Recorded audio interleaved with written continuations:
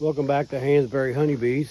It's August 10th at about 10 o'clock, and it's been a busy couple weeks. Hopefully you can see me because I forgot my actual camera at work, so I'm just trying to do this phone backwards, which I suck at it. Just ask Josh. So what am I doing today? Well, I got up at 5 o'clock, slept in. I'm getting my entries ready for the state fair, for the competition or the show, and I'm also selling products at the state fair. The KSBA, the Kentucky State Beekeepers Association, they have a booth there in the West Wing, and for me it's a good program. You know, I drop all my honey off, I'm working, they still sell my product. When I get off work, I go there to help them, and it's a win-win for everybody, at least in my opinion. So what am I bringing to the show? I'll turn around here. So I'm bringing some honey. I'm bringing some hot honey. I'm bringing creamed honey, cut comb, chunk honey, and aged bourbon barrel honey. So take a little trip here. I'm just going to load it up in my trailer. We do farmers markets every weekend, so instead of unloading everything, I just leave it in here. So this is what we have: hot honey, and more hot honey. Last year it sold pretty well, so this year we're selling 8-ounce jars and 1-pounders.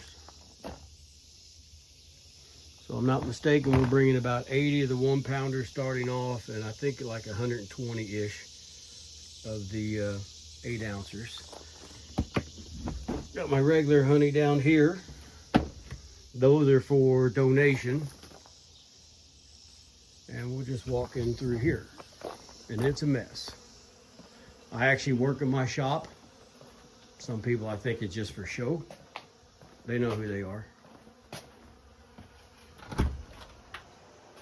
And it's about a mess in here too. So in these boxes here, we have our chunk honey, at least in the back 5 and the lower 2 is chunk honey. We're bringing 6 boxes, which is 72 bottles of our aged bourbon barrel honey. And I'll get one out here. I'm just showing you what it looks like here. This is what they're going to look like. 8.5 ounces.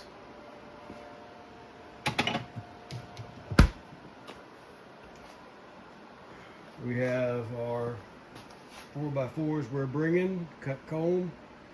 We have our 2x4s cut comb. Over here we have all our creamed honeys, which, if I'm going to do this memory: chocolate, vanilla, cinnamon, peanut butter, apple crisp, regular, and our newest one, let's see here, is, label's a little messed up, a peanut butter and chocolate blend. And I've been sampling at the state or at the farmers markets, and it's been going over really well. So I'll have that there. So if you like chocolate and you like peanut butter and it reminds you of something else, you would probably like this. See here, this is some of my stuff for the fair that I'm going to do my entries. I got chunk honey in the pint jars. I got chunk honey in the 1-pound jars, and I have the queen line jars. My cut comb is below that, and I got extra lids and some gloves to clean them off when I get there. I don't expect to win anything. I just do it for fun, and I suck at it, but every time I do it, I suck just a little less. So don't do what I do. Go in to win it. I just go into it to have fun. Got black jar.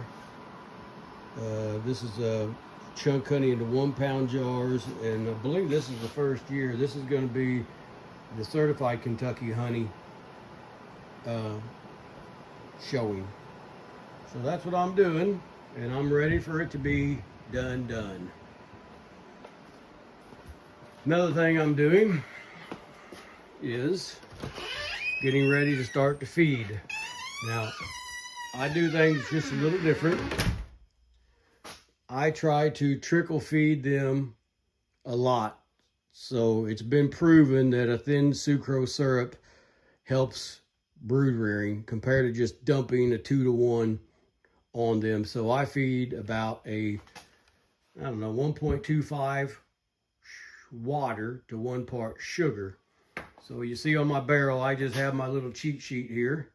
I fill the barrel up to a certain pound or gallon of water, and then I do add my sugar.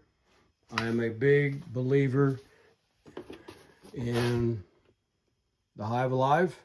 I think it's 2 tablespoons or teaspoons per gallon. If I'm feeding, I'm using it. So dump the water in. I do have this, they call it an oat heater. If you're mixing syrup like thicker than 1-to-1, or if it's 2-to-1, I'll put this oat heater in there and warm the water up so it gets all the crystals dissolved. So what do I do after this? Well, if I'm just feeding around the house, a lot of times I'll just use this spigot and fill up my 5-gallon buckets, or not 5-gallon buckets, gosh darn, 1-gallon buckets. I do really like the 1-gallon baggies. I have great luck with them. I use a feeder shim, and if people are worried about maybe that seal leaking, I just roll that seal up on the side of the feeder shim. Never had anything fail unless it was human error, like I forgot to zip it up all the way, and that's my fault. So after I get to this stage, you're like, that's a pain. Well, it can be a pain if you're just doing baggies like this. But what I do is I put just a regular sump pump in this barrel. I hook this garden hose up to it. It's about 10 feet, 12 feet long. I put the pump in there, and this 1-inch, I don't know, I think it's schedule 40 hose or a pipe. I put my hose through there. I pull my bee truck on the back side, and I have a 35 or a 37 gallon tote. I would show you, but not to mention names, but my wife, her sump pump didn't work, so she volunteered me to use mine. And then, not to mention any names, but somebody cross-threaded it, so now it leaks and it doesn't work. So now that other somebody has to go buy a new pump because the fittings don't come out of this pump. So it goes through here. I actually plug the pump into this plug-in right here, but it's not hot until I turn this switch on out here, so I don't have to worry about the bees getting into my syrup. I can shut the door. That inch pipe, there's a hose that goes through there into my tote.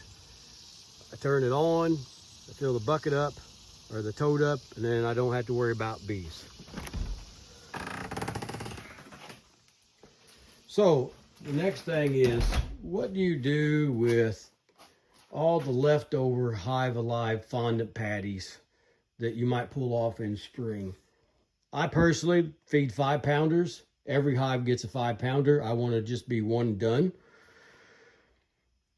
And I'll show you what I use. And this is not my idea. This is a good friend of mine's idea, Tracy. You know, you can buy the standoffs for the patties. So I guess the 5-pounders, they're worrying about the plastic collapsing. So you actually can buy a Hive Alive little standoff so you can shove it up into fondant. Well, you also can go online and buy these little pizza box standoffs. They work great. So you obviously put the pointy end up into the patty. You cut your hole big enough in this ring so the bees can still get around it. And then if your patty does collapse, you don't have to worry about it. So I bought a box of those. I think there's 500 or 1,000 in there. So that's what I do. Now back to what do you do with the leftover fondant? Like this. What do you do with this? You know, the bag's tore. It's pretty nasty. What I do, I put my oat heater in. let the water warm up, and I put all the fondant in the barrel, which I just do a little bit at a time. As you can see, I still got a mess down there. And then you buy a big paddle, and you can just mix it all up so you're not wasting anything whatsoever. I also found, let's go back here to my standoffs. I do feed an occasional pollen sub this time of year. Let's see if I can get them open up here. Pay no attention to my hunting stuff in here, which is, by the way, coming up in a month or so. This is what they look like. So you can also lay this upside down on the frame. Of course, I don't have any in here. We'll just say that's the frames right there. You can put these on the top bars, and I'll just shove my pollen patty on top of them little ears. The only spot the bees can't release is on them little ears. So I've had good luck with it. I only feed like maybe 1/5 of a pound, not much, but just something. I figured like, oh, what the heck? I got 40 pounds of it. I might as well use it. So I hope everybody has a great Sunday. If you're not busy, come down to Louisville, Kentucky the fair starts the 14th. And I think it's 10 days, so it probably ends the 24th. We have a good time. Hope everybody stays safe. God bless. Until the next one, I'm out of here.